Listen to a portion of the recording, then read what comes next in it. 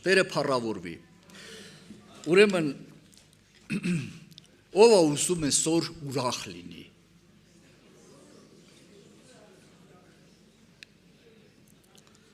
Պիտի խոստովանեք։ Պիտի խոստովանեք, սիրելիներ, բայց պես մակերեսորեն չէ։ Ես կխոսեմ այդ մասին, վերնագրել եմ Հեսուի գրքից վրանի մեջ բութ, հողի տակ։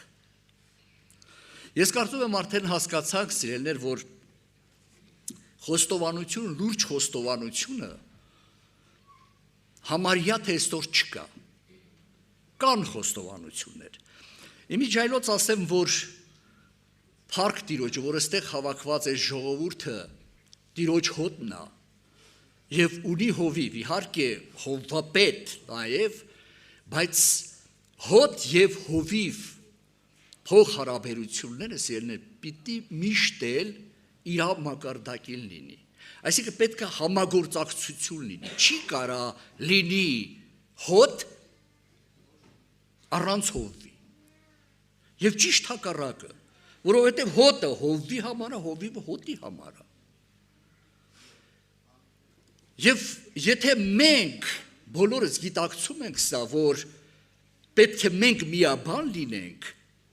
մեկ խոսքի վրա, մեկ մտքի վրա, հովիվը իր գործը կատարի, ժողովուրդը իր գործը կատարի, ես կխոսեմ նաև այդ մասին, սիրելիներ։ Բայց մինչև բուն այդ թեմային ասնելը,